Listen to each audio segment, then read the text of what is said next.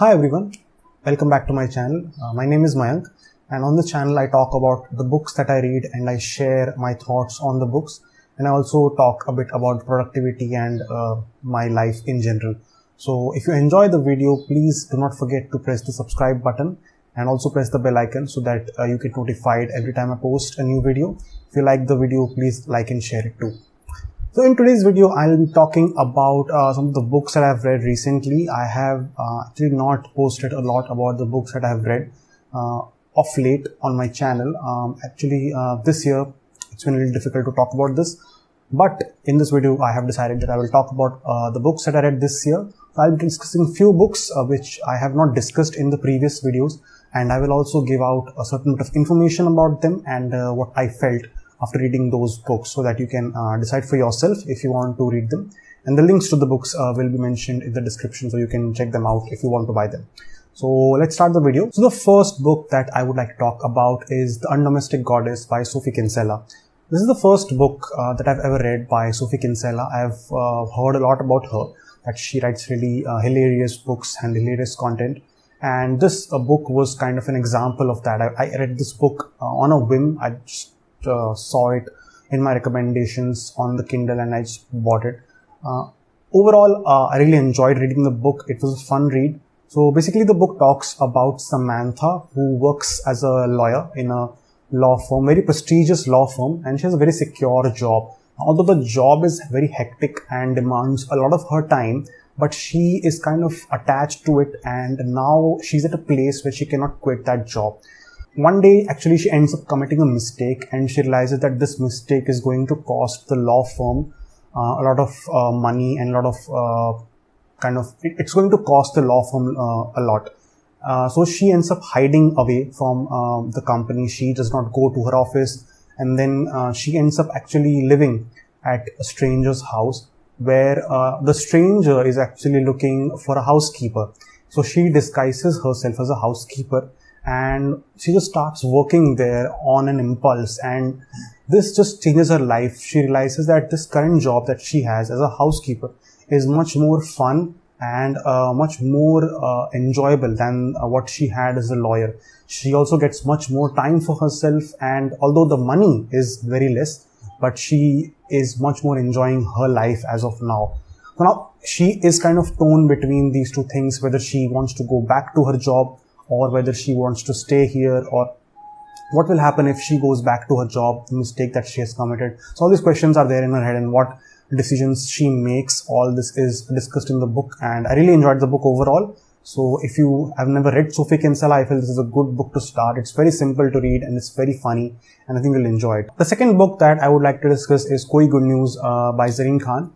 Now this book is basically about a couple who is having trouble with having a child, and everyone around the couple, the families and everyone is discussing that they want them to have a child because they kind of have been in their married life for some time now, but they've not had a child. So whether they will go through this and how what the struggles are when they are having a child, and whether they are able to successfully complete that struggle, is what the book is about. The book also discusses a lot of difficulties which comes when a couple is due, and all those things are discussed in the book. So overall, the book is a decent read.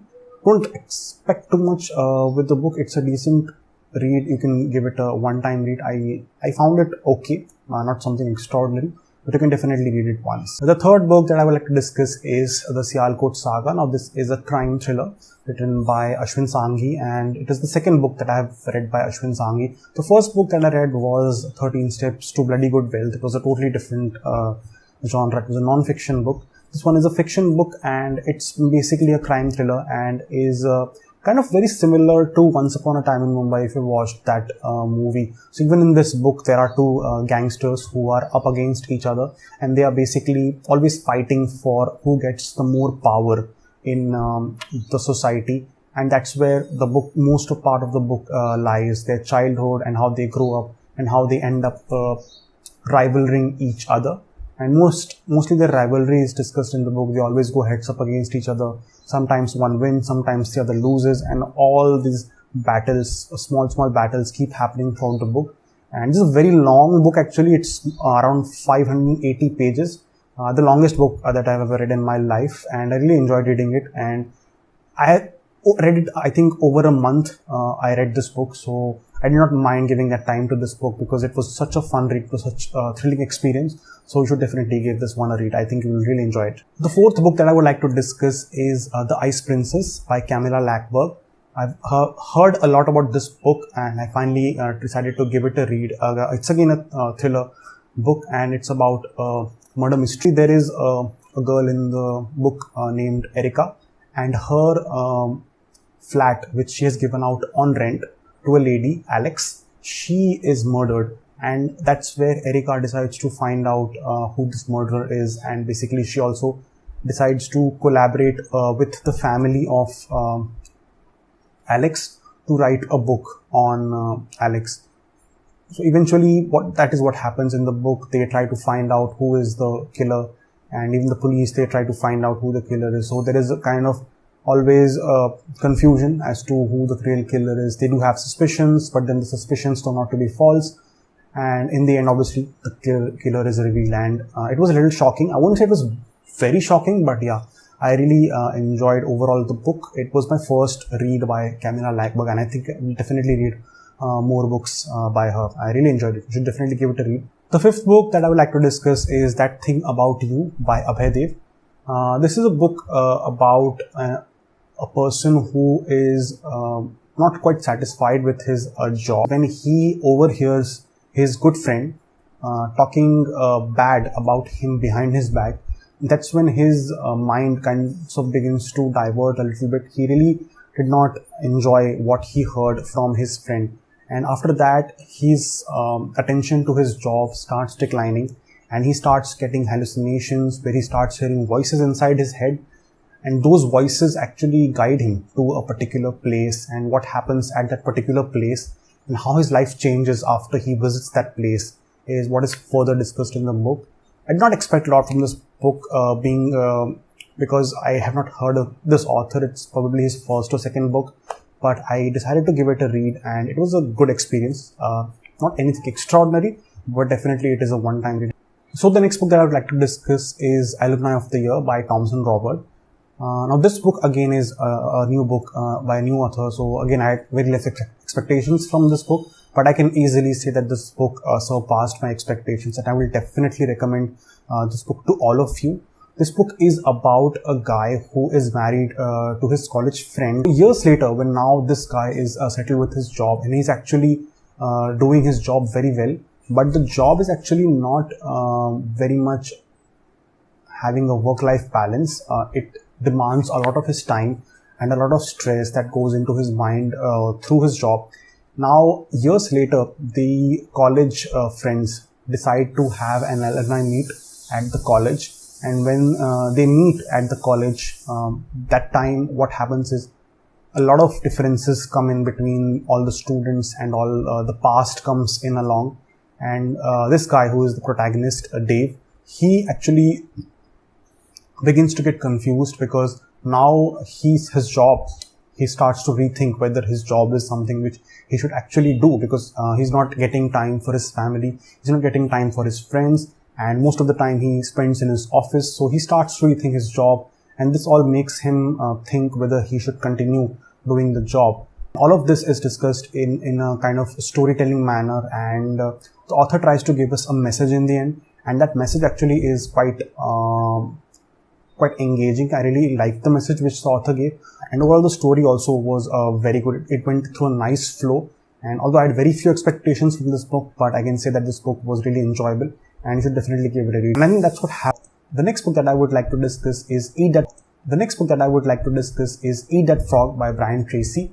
This is a very popular book, non-fiction book, which discusses about time management and basically life skills. And mostly this book talks about the metaphor of frog, which stands for a difficult task. In a nutshell, this book says that if there's a difficult task at hand, you should complete it first so that the rest of your day becomes easier.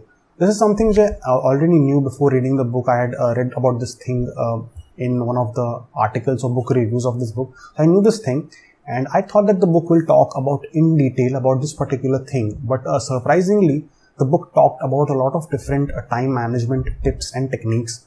And I won't say that many of them were new to me. Most of them I had already known by reading articles and reading other books, or watching a few videos.